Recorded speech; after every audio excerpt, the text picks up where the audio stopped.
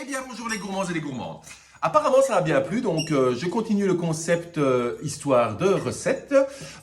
Et aujourd'hui, une des recettes préférées en dessert des Français, j'ai nommé la tarte tatin. Donc, nous sommes fin 19e siècle, 1894-1906, où les deux sœurs Tatin, Stéphanie et Caroline, et pas de Monaco, elles sont dans un petit village en Sologne, à 200 km de Paris, et tiennent l'hôtel restaurant de papa et de maman. Et donc, c'est en pleine période de chasse et elles apportent un dessert local. Donc, la légende veut. Il y a deux histoires à propos de la légende de cette fameuse tarte. Une serait que une des sœurs pressée pour courir au four a retourné sur le plan de travail, a fait glisser la tarte et qu'elle s'est retournée et qu'elle l'a quand même enfournée. Mais ça reste tout à fait une légende. La seconde est que au moment du dessert, ils n'avaient pas prévu, ils avaient oublié de préparer le dessert et que dans l'empressement, ils ont préparé la tarte, ils ont mis les pommes et en se rendant compte juste avant d'enfourner qu'il n'y avait pas la pâte, une des sœurs aurait mis la pâte par-dessus avant d'enfourner, ce qui donne cet effet tout à fait caractéristique. Mais bon, les deux ne restent qu'une légende. La vérité, c'est que dans le coin là-bas en Sologne, ça faisait des générations et des générations qu'on avait pour habitude de faire cuire pommes et poires, retourner comme une tourte en fait. On la construisait à l'envers. Mais bon, la tarte a eu du succès dans ce petit relais et ça a fait son chemin, ça a fait son chemin, elle avait beaucoup de succès. Donc à un moment donné, le patron de chez Maxim's a envoyé un espion gastronomique qui s'est fait engager comme jardinier pour essayer d'aller piquer la recette des deux sœurs parce qu'elle n'a pas voulu la vendre. Il avait voulu faire les choses dans les règles, il n'a pas voulu la vendre. Et donc ce gars qui s'appelait Louis Vaudal est allé en espionnage et a transmis la recette. La recette a été copiée donc chez Maxim's et un jour un critique gastronomique qui avait comme pseudo d'écriture Kurnonski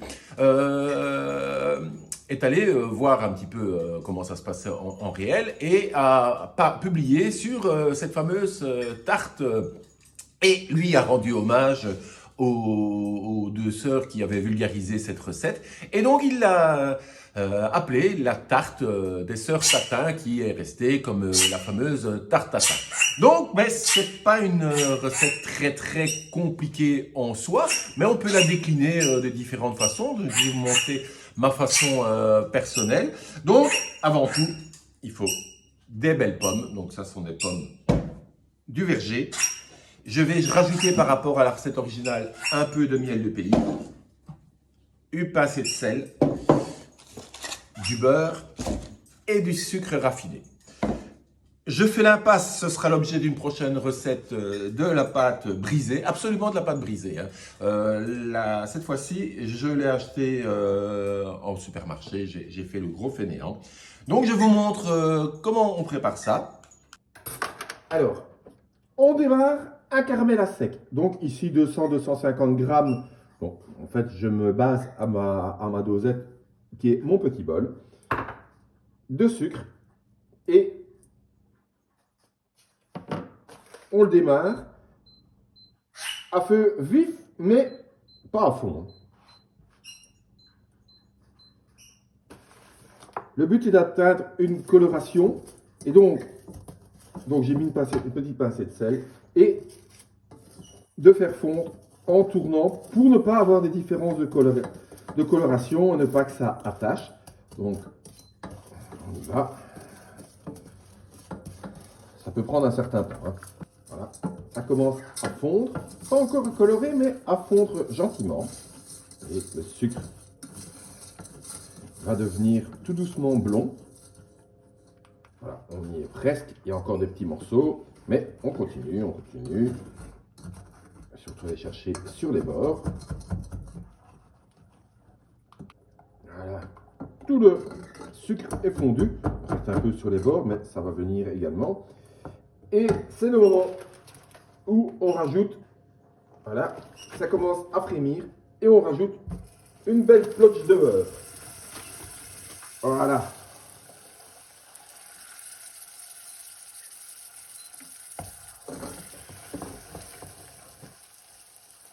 On descend un peu le feu. Et on touille jusqu'au moment où le beurre sera totalement fondu et qu'il n'y aura plus de sucre sur les bords non plus.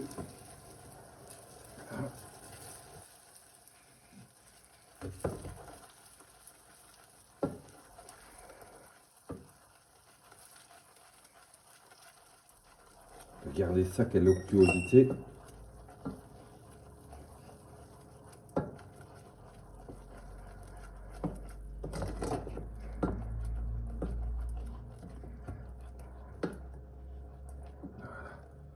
Beau caramel.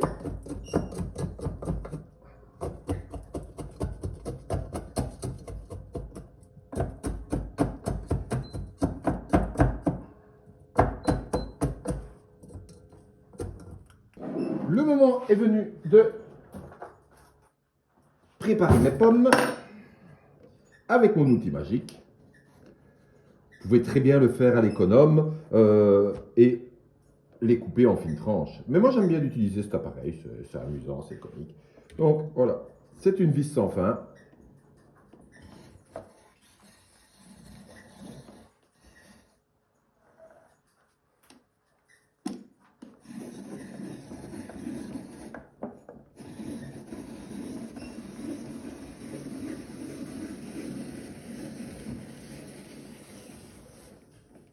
Et voilà, c'est magique.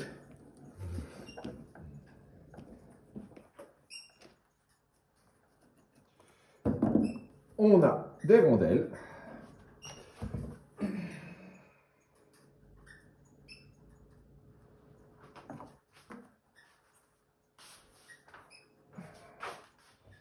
Que je coupe en deux.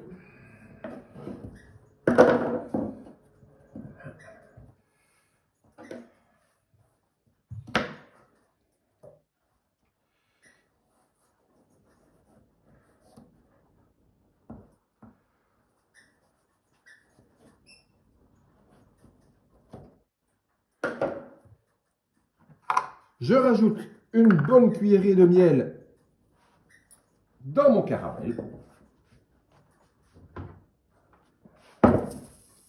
C'est pour la touche florale en fait. Voilà.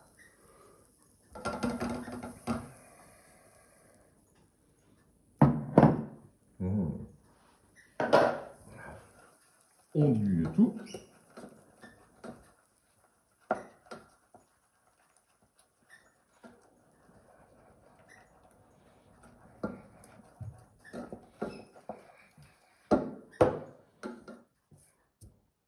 Et le moment est venu de monter sa tarte. Donc, on renverse le caramel dans le fond.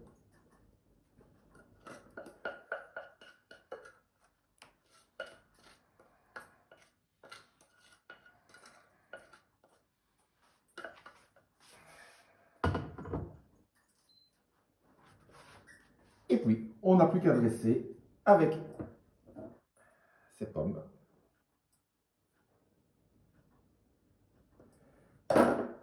Vous faites le dressage que vous voulez. Hein. Ici, moi, je vais essayer de faire quelque chose de joli. Donc,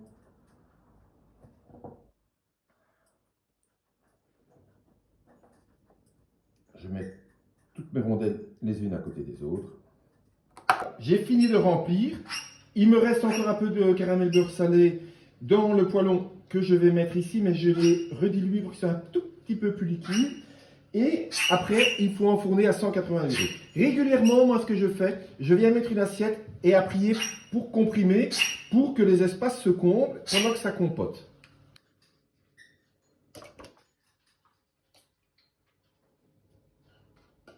On peut enfourner et attendre que ça compote. Je l'ai mis à 160 degrés et on viendra voir régulièrement. Voilà. Ça commence à prendre forme et on n'hésite pas. Voilà, regardez ça. Bien imbibé.